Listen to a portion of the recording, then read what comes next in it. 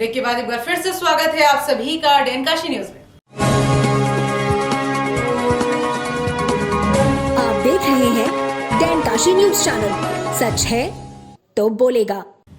चंदौली में मौसम के सताए अस्पताल पहुंच रहे हैं। इन दिनों सेहत पर सबसे बड़ा प्रहार बुखार ने किया है। ज्यादातर मरीज वायरल फीवर के शिकार हो रहे हैं, लेकिन डेंगू का भी खतरा बना हुआ है।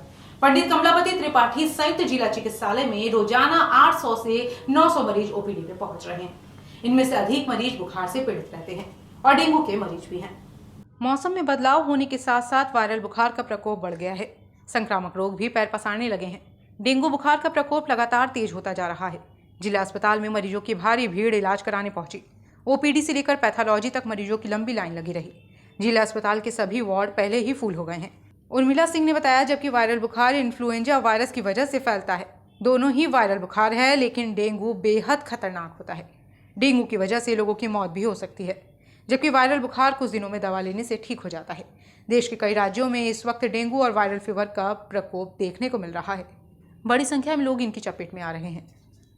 देखिए, पेशेंट हमारे पास कम से कम नहीं तो 100 पेशेंट डेली फीवर के आ रहे हैं। उसमें हम उनका विदाउट टेस्ट और मेनली आजकल चूँकि डेंगू का मौसम है, मच्छर काटने वाला, उसमें उनका डेंगू भी करा रहे हैं, मलेरिया भी करा रहे हैं।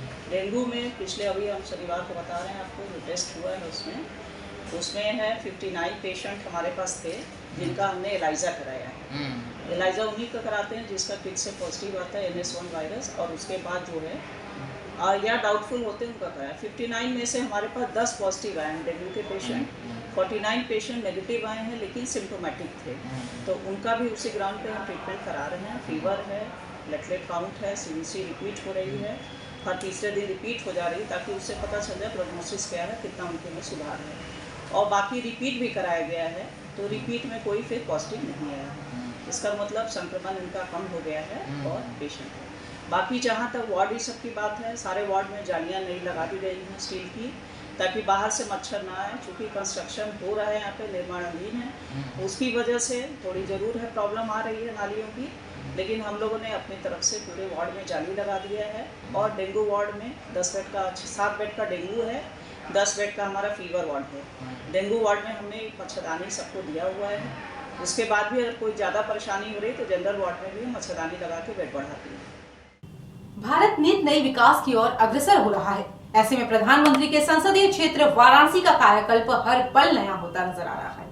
जिस तरह से श्री काशी विश्वनाथ धाम का सौंदर्यीकरण किया गया है, पूरी दुनिया की निगाह वाराणसी पर टिकी हुई है। वहीं यहाँ आने वाले पर्यटकों को काशी का कोना कोना लुभाता जा रहा है। काशी विश्वनाथ धाम के बाहर काशी में हुए चौमुखी विकास को दर्शाता हुआ प्रधानमंत्री के कट आउट के साथ दर्शाया गया है, जिससे लोग बरबस ही आकर्षित हो रहे हैं। वहीं लोग सेल्फी लेने के लिए आतुर दिख रहे हैं। मार्ग से आते जाते दर्शन करके लौट रहा हर व्यक्ति कुछ पल के लिए इस स्थान पर रुककर उसे सेल्फी फोटो के माध्यम से अपने मोबाइल में कैद करता नजर आ रहा है। यह सेल्फी पॉइंट काशी विश्वनाथ धाम के 4 नंबर गेट के पास बना हुआ है। देखिए, वाराणसी 2014 के बाद से जब से हमारे सांसद जी माननीय प्रधानमंत्री मोदी जी बने हुए हैं, तब से रोज नित नए विकास की ओर भारत अग्रसर हो रहा है। और भारत के सांसद, बनारस के सांसद होने के नाते प्रधानमंत्री नरेंद्र मोदी जी जिस तरह से काशी को सजा रहे हैं, संवार रहे हैं, ये अपने आप में पूरा बनारस का एक एक कोना आप जहाँ जाएंगे वहाँ सेल्फी पॉइंट है। लेकिन प्रधानमंत्री जी का अथक प्रयास है कि काशी विश्वनाथ का जो धाम है वो अद्भुत है, अलौकिक है, अनुपम है, अविस्मरणीय, तुलनीय, वंदनीय है। उसी के कारण ये नए भारत की जो परिकल्पना की जा रही है उसको साकार करते हुए आज ये सेल्फी पॉइंट बनाया गया है, और जहाँ के हर कोई आकर के इस पल को अपने कैमरे में कैद कर रहा है और उसको वायरल कर रहा है। और ये सबसे बड़ी प्रसन्नता की बात है कि ये बताता है कि हमारे भारत के, विश्व के ऐसे नेता जो भारत के प्रधानमंत्री हैं और हमारे बनारस के सांसद हैं, उनका ये क्षेत्र है और वो निरंतर नए पथ पर अग्रसर होता जा रहा है। ये देखिए, दिखाया गया कि भारत अब वो भारत नहीं है, बदलता भारत ही, बदलते भारत की तस्वीर है। और बदलते भारत की तस्वीर के साथ जिस तरह से भारत विश्वगुरु की ओर अग्रसर हो रहा है वो अपने आप में अद्भुत होता जा रहा है। संदेश यही है कि मालूम है, काशी ऐसे ही प्राचीन नगरी है। इस प्राचीन नगरी को जीर्णोद्धार करते हुए, संवारते हुए, सुधारते हुए आज जिस तरह से इसको विश्व पटल पर रखा जा रहा है वो अपने आप में और सुधरता संवरता जा रहा है। फ्रेंच लेखक सतप्रेम की शताब्दी वर्ष के अवसर पर फ्रांसीसी अध्ययन विभाग काशी हिंदू विश्वविद्यालय में 3 दिवसीय अंतर्राष्ट्रीय संगोष्ठी फ्रेंच एंटोलॉजी का अंतर सांस्कृतिक दृष्टिकोण से पुनरावलोकन विषय पर सेमिनार का आयोजन हुआ। संगोष्ठी का उद्घाटन फ्रेंच एम्बेसी के फ्रेंच इंस्टीट्यूट के राष्ट्रीय डायरेक्टर इमानुएल लब्रेडामियो ने किया। इस अवसर पर उन्होंने कहा कि सभी देशों के विकास के लिए एक दूसरे से मिलजुल कर कार्य करना चाहिए। यह समय नहीं है कि हम आपस में युद्ध करें, समय है पारस्परिक सहयोग एवं सामंजस्य का। उन्होंने कहा कि फ्रांसीसियों का भारतीय विषयों का अध्ययन झूठे विवाद से कमजोर हो जाता है। आवश्यकता है कि हम उसकी सच्ची आत्मा को पहचानें। फ्रांसीसियों ने भारतीय शास्त्रों का घोर अध्ययन किया था एवं इसका उदाहरण है कि हिंदी साहित्य का प्रथम इतिहास फ्रेंच लेखक गास्त्रा द तासी ने 19वीं सदी में लिखा है। सेमिनार में अतिथियों का स्वागत प्रोफेसर प्रयास चतुर्वेदी ने किया। संचालन एवं धन्यवाद ज्ञापन रविंद्र कुमार असिस्टेंट प्रोफेसर ने किया। ये सतप्रेम एक फ्रांसीसी फ्रेंच लेखक थे जिन्होंने जो कि सेकेंड वर्ल्ड वार में फ्रांस के स्वतंत्रता में भी भाग लिया था और उससे वो निराश होकर भारत आए थे और भारत में श्री अरविंद के पुस्तकों से उनको एक नई ऊर्जा मिली, नया प्रकाश मिला और वो उसके बाद इंडिया में ही पूरा जीवन रहे और फ्रांस कभी नहीं गए। यहाँ सेमिनार कराने का उद्देश्य क्या है? इस सेमिनार का उद्देश्य है चूँकि ये उनका ये शताब्दी वर्ष है, मतलब आज उनका 100वां जन्म दिवस है, उसके उपलक्ष्य में ये सेमिनार आयोजित किया गया है और इसका उद्देश्य है कि उन लोगों को जिनको इस लेखक इनके बारे में पता नहीं है वो उनकी पुस्तकों को पढ़ सकें और जो आज वर्तमान में कठिनाइयां हैं, जो जीवन की कठिनाइयां हैं, आदमी इतना आत्महत्या कर रहा है, दुखित है, उनकी पुस्तकों से एक नई ज्योत मिल सकती है और एक नया रास्ता मिल सकता है।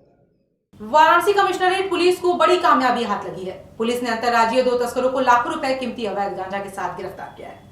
पुलिस ने पकड़े गए तस्करों और अवैध गांजा मामले का अनावरण करते हुए बताया कि मुखबिर की सूचना पर मिर्जा मुराद थाना क्षेत्र की पुलिस टीम ने साधु कुटिया रखौना की तरफ आ रहे व्यक्तियों को चेकिंग के दौरान एक व्यक्ति के पिट्ठू बैग व दूसरे के कैरी बैग में छिपाकर रखे 18 लाख रुपए कीमती कुल 30 किलोग्राम अवैध गांजा बरामद किया है।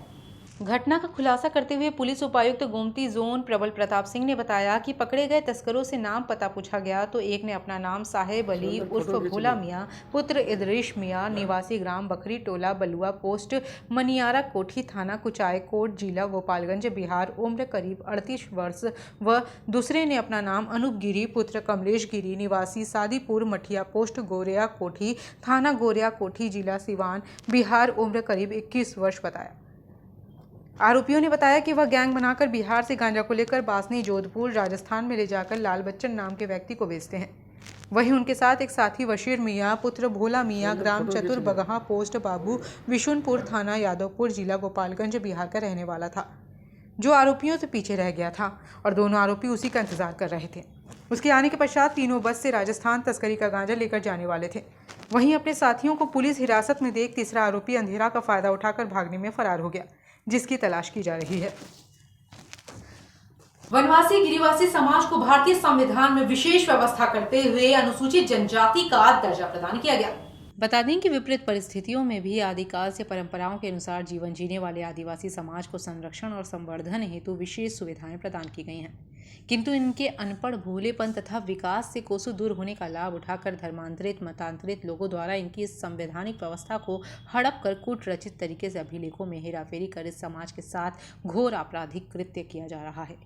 इस आशय का एक प्रथम सूचना रिपोर्ट FIR जनजाति सुरक्षा मंच उत्तर प्रदेश की ओर से राष्ट्रीय कार्यकारिणी के सदस्य दीपक गौंड द्वारा हस्ताक्षरित प्राथमिकी को बाबा काल भैरव के दरबार में उपस्थित महंत नवीन गिरी और सुनील उपाध्याय के समक्ष जनजाति सुरक्षा मंत्रालय के राष्ट्रीय उपाध्यक्ष सत्येंद्र सिंह, राष्ट्रीय संगठन मंत्री सूर्य नारायण सूरी तथा सह क्षेत्र संगठन मंत्री आनंद द्वारा प्रस्तुत किया गया।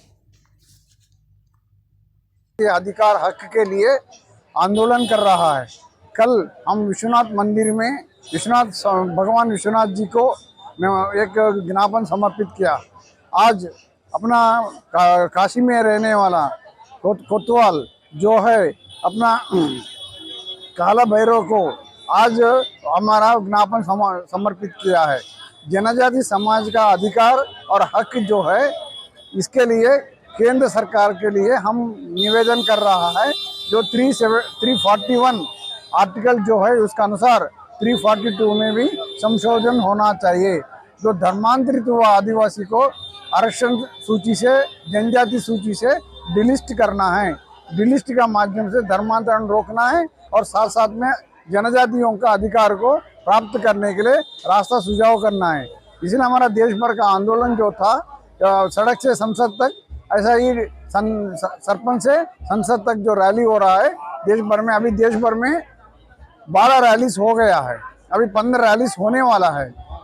इस अवसर पर हम यहाँ खाला भैरव को ज्ञापन समर्पित करते हुए हम निवेदन किया है, हमारा काम विजय प्राप्ति हो, सफल हो, जनजाति का कल्याण हो। नवागत आईएएस नगर आयुक्त अक्षत वर्मा ने वाराणसी नगर निगम का कार्यभार चार्ज लेने से पहले बाबा काल भैरव के दरबार में मत्था टेका।